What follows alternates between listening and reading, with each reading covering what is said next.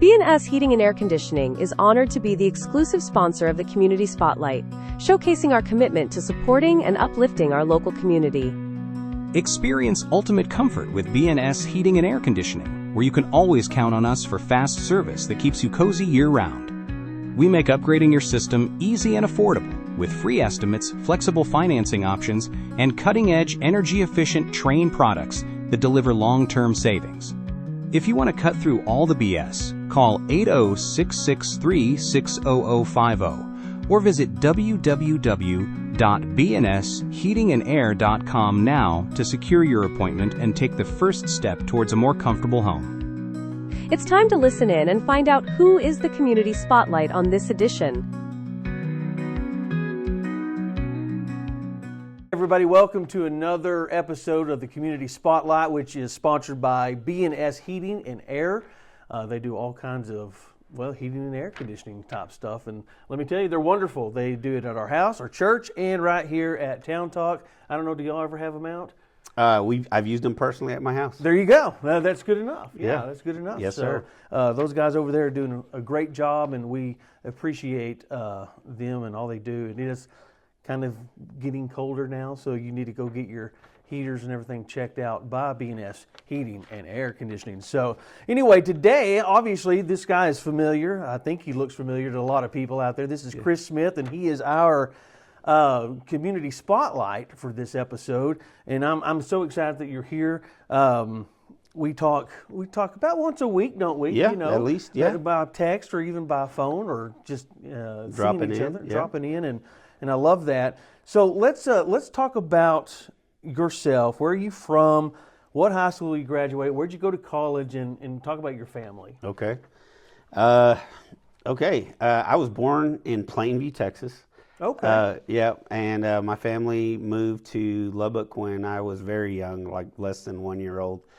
So I went to school in the Lubbock ISD school system. I went to Wolford Elementary. Okay. I went to Matthews, used to be a junior high back then. Yeah. And we were actually bused to Evans, so I was part of that busing. Oh, really? Yeah. I guess that tells a little bit how old I am. But and then I went to Lubbock High for a year. Okay. But I did end up moving my sophomore year to Kroll, Texas. Kroll, Texas. So I went from a class of over 500 to a class of 27. Yeah. So, but it was great. I got to do a lot of things that I wasn't doing at a big school. I got to, grow myself as a learner, and I did speech, debate. I did some of those things that I really do think have helped me lead to this position. Yeah. And public speaking. Yeah. I actually did one act play also. So oh yeah, absolutely. It actually helped me get my principal voice. So when I was coming up as a principal, I could project my voice across the cafeteria. So that was exactly that's an important deal. Now was Kroll 6-man at that time? No, it was 11 man. They were 11 man. It was 11 man. Okay. Yeah. Yeah, times have changed. Absolutely. Yeah. Kroll's won several state championships, 6-man state championships. They have. But, yeah. And you can say, I went to school there. Absolutely. Went to college for about a year after high school, but I really wasn't very mature, so I had to take a detour, and I joined the U.S. Army. Yeah. Served as a combat medic in the Army. I was active duty for 2 and in reserve for 6. Okay. And so a total of 8 years. Total of 8 years. Wow. Yeah, wow. And thank you for your service, by the way. Yeah, I appreciate that. And when I got out, I was an E5. Okay. And they talked to me about, because I graduated from college by the end, and they talked about me staying in as a commissioned officer. Okay. But I had little kids at that time, and I was, we were doing other things. So, right. So while you were in, was it during the Kosovo? Yeah, Bosnia, peacekeeping. Yep, that's exactly when I was in. Wow. Did you have to go over there? I did not. Yeah. My unit did never deployed, but that was the time that I was in. That's pretty good, Eric. Yeah, I try. Yeah, that's pretty good. A lot of people forget that ever happened. I know, they do. And there's a lot of good, what would you call them, documentaries on the Bosnian Serbian War, and of course Kosovo and Croatia and all those guys. For sure. Basically Yugoslavia breaking up and that kind of thing. I don't know why I'm interested in it, but no, it's really pretty neat. So, keep going. I'm sorry. No, I just, I was going to say, obviously you're married. Yeah, married. My wife, Sonia, we've been married for 20 Okay, we've been together for 29, married for 27. Okay. And yep, we have 2 sons, Gage, who's a teacher, coach. Yeah. Caleb, who has an accounting degree and is learning to be a CFO. And tall. Yeah. He graduated a Cub. Yeah, he did. Yeah, He did, you know, yeah. okay, so quick Caleb story.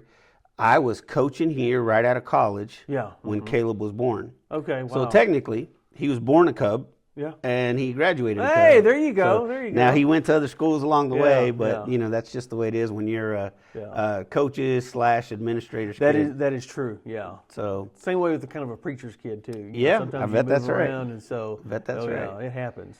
So got in education. My first job teaching and coaching was right here in Brownfield ISD. That was a long time ago, and I taught at the old middle school. Okay. And the one that's torn down now. The one that's torn down. Yeah. And, you know, it's funny, I got to come back and go to that old classroom, and it was good memories. Mm-hmm. So altogether, this is my 28th year in education. Wow. Okay.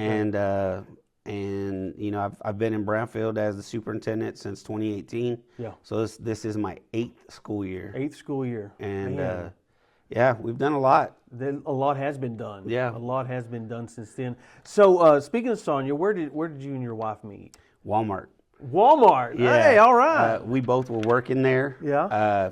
She was a cashier. I worked in automotive and toys. Okay. And so you know, I would always find my way up to the front, and you know that's where I met her, and we started talking up there one day. And, oh wow. And yeah, she came over one evening while she was waiting on her roommate, her college roommate. Yeah. Because she worked there too, and she came over and talked to me in toys, and we literally went out on one date, and the rest is history. Oh wow, that's so cool. Yeah, that's so cool. Which Walmart? One on 4th Street. Oh, yeah. Okay. Yeah, so I was on the crew that actually helped set it up. I didn't build it, but like set it up. like do the initial setup. Yeah. And for all you young ones out there, the one that is on the I guess it'd be the South Loop at Quaker. Yeah. Across the street was the Walmart. Yeah. And then they expanded it, and then they built that one, and it was the Super Walmart, and then they made the Super Walmart on 4th Street. So that's right. It's just for another history lesson for you there. For sure. So anyway. So we literally, you know, we did everything that your parents told you not to.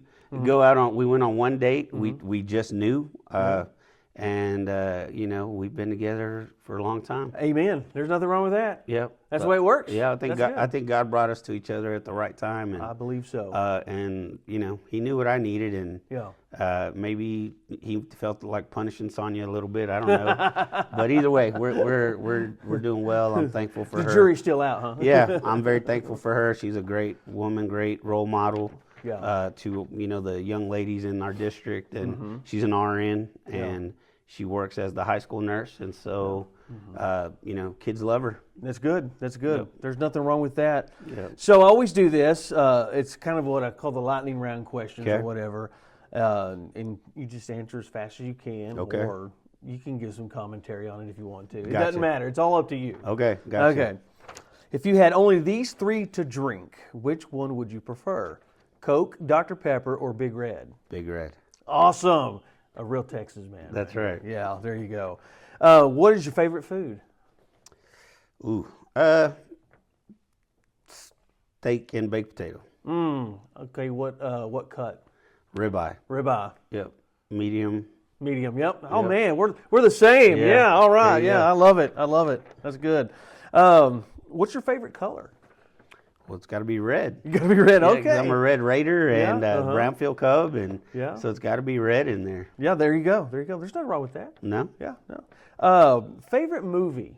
Oh man, so many.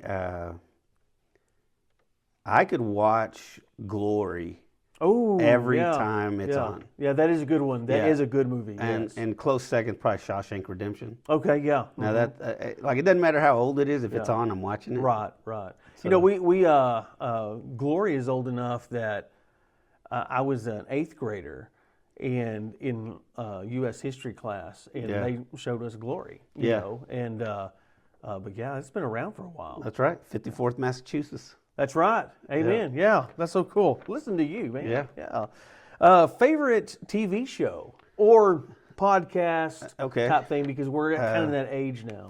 Okay, my wife and I watch The Big Bang Theory Yeah. every night as we are going to bed. That's what's on Sure. TV when we're winding down. Yeah. I do enjoy. Oh man, I just lost it. It's a military base. Ryan.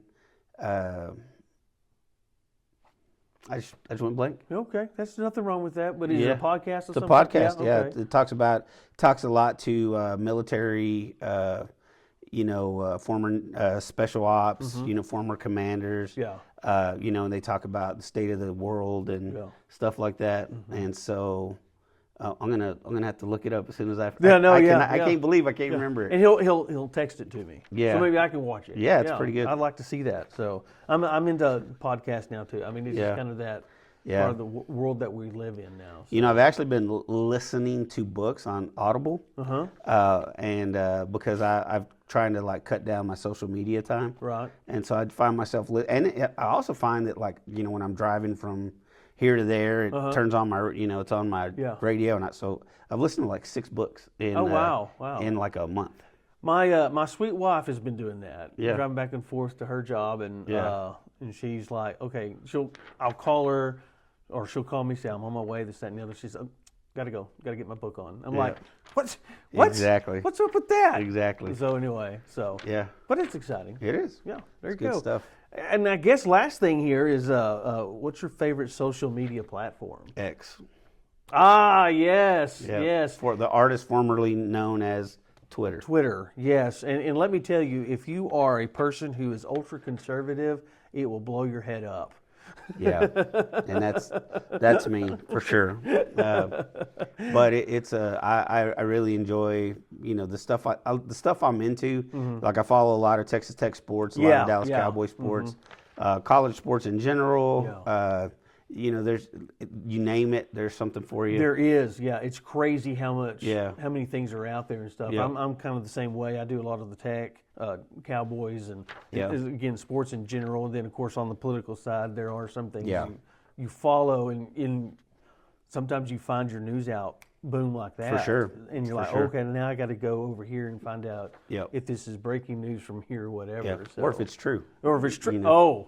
Oh yeah, if it's true. Yeah. So ain't that the truth? Yeah. So anyway, so that's cool. Cool. X. No one's ever said Twitter or X. So no, that's me. So that's good. All right. Well, let's talk about you being superintendent. Okay. How about that? When did you know you wanted to get into education? First of all, because you have to be in education before you can even become a superintendent. Yeah. And before you become a superintendent, most of the time it's a principal. So go through, talk about that whole.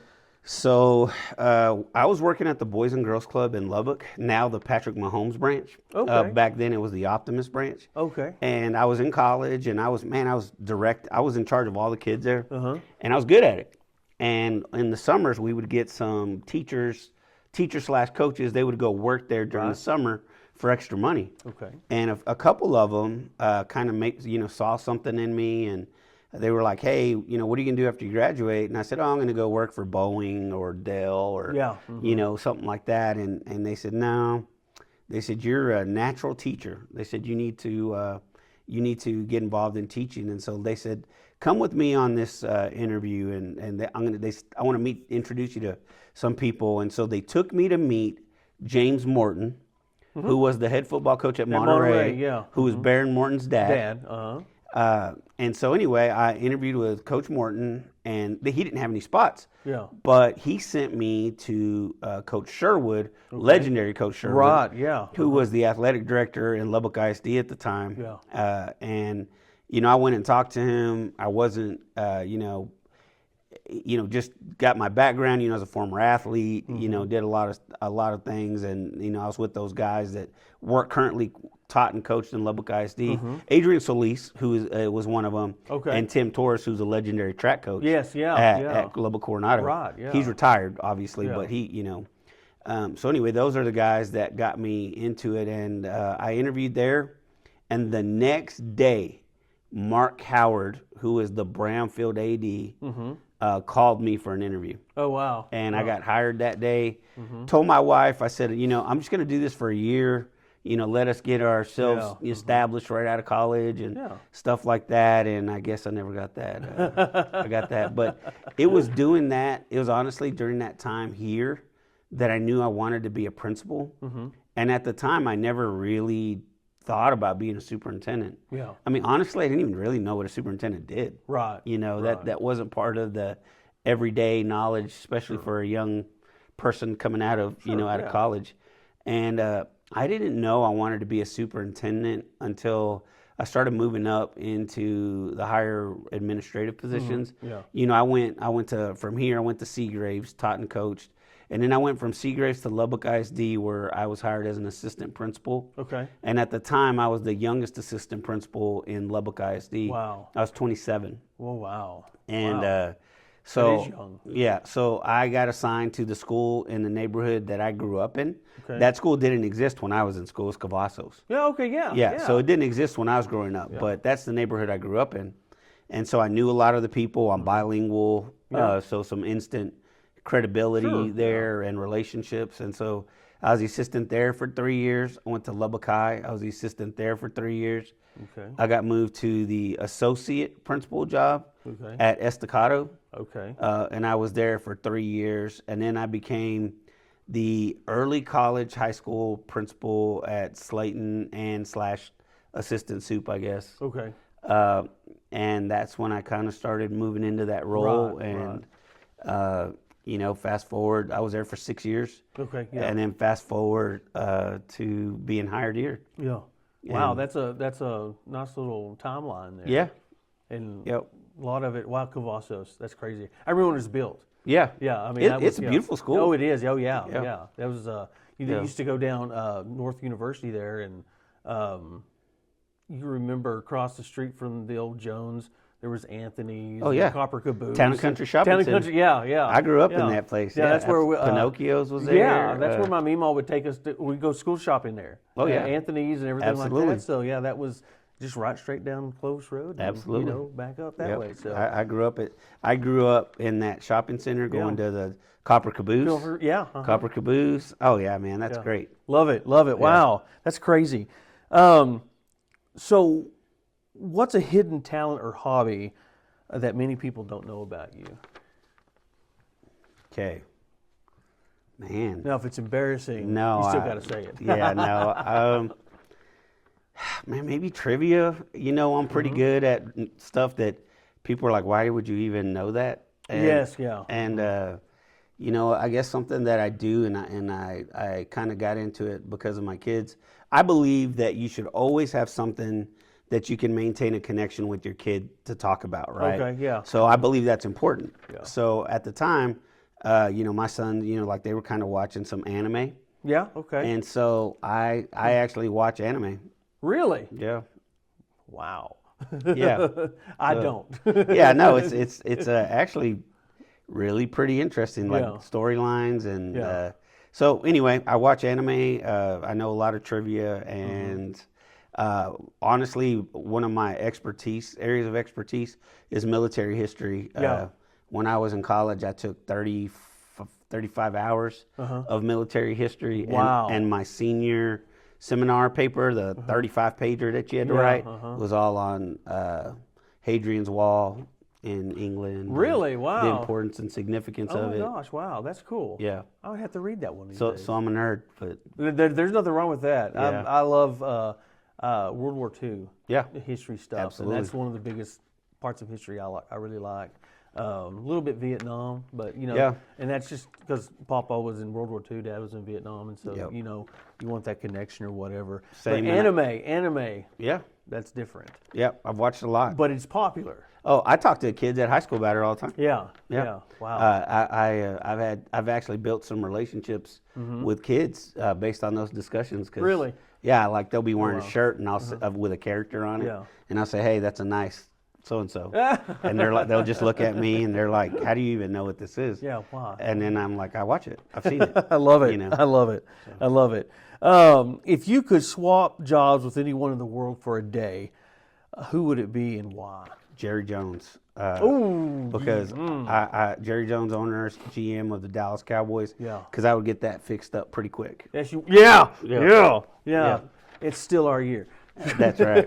Every year is our year. See, we have something that the younger, like your kids and my kids, don't have.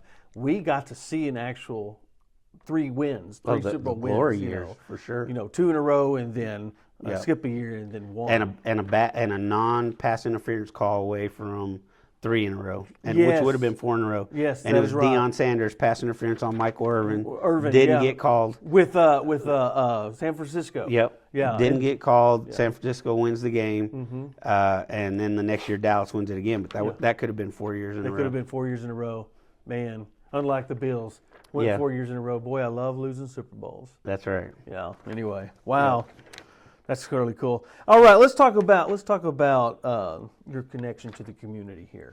That's really why we're here. So, obviously, we know why you came to Brownfield. Yeah. But what still draws you to this place? I love the kids. I love the community. I believe in this place. I'm passionate about it. Like, I have zero hesitation, in saying these things. I have had opportunities to leave. Other districts and go be superintendent somewhere else, but I am committed to this place and I want to see all the things that we've started through. I believe that this community has become what's become a part of me. I live here, my wife lives here, my sons live here. It's important to me that I leave a legacy of success for kids. Yeah. And when I look back, I want to be able to say we made a difference here. I believe, I'm a faithful person. I believe God brought me to Brownfield when He did. I believe that a lot of the works that we have tried to implement here have been impactful. Yeah. And I believe that timing is everything. And I believe that in my heart that this place.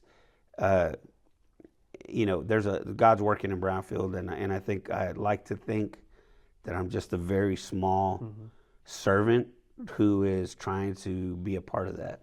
All right. Wow, I like that. So what do you value most about our community? I think this community loves the Cubs.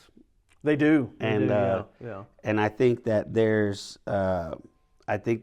is a passion that where we want our kids in our community to be successful, and that means they support BISD, thick, thin, highs, lows. There's people that they're always there when we need them, and they're big supporters of us and what we're doing, and I think that that's really what it is for me. I'm sure a lot of people can say, well, you're right, you got to go through here to go to New Mexico and all that other stuff. But for me, it's the potential and the growth that this community has gone through and will continue to go through. Okay. So I see a vision. Well, and then that leads to this next question is, how do you think the community can grow in the future? Man, I would love to see more parent involvement in like non-extracurriculars. Yeah. I really wish they could kind of get a behind the scenes look at the things we're trying to bring to their students. Right. And I think that would help them see, like, man, they're trying really hard to set our kids up for success. And I think that changes the whole community because, the school I've always said is the lifeblood of a community. And so how the school goes, so goes the community. And I think by working together and getting them to buy into all of it, and I think they have a lot, but I would love to see them involved and engaged in the opportunities that we try to give their students and helping us guide them, because I think we together with the parent, we could be super impactful. That's good. That's good. I agree with that as the mayor. Yeah. But that is good though. I mean, the parents do need to be involved like you said, not just in the extracurriculars, but the things that are behind the scenes. Yeah. So that, you understand what your child is going through, what they're learning, why they're learning it. Well, and the opportunities, like the Yeah. biggest, like we have opportunities here. I mean, number one, I graduated a long time ago, but man, the opportunities that our kids have in our district Oh, yeah. for being a 3A high school, I mean, they're phenomenal. They are, And they are where a kid can graduate high school and be successful.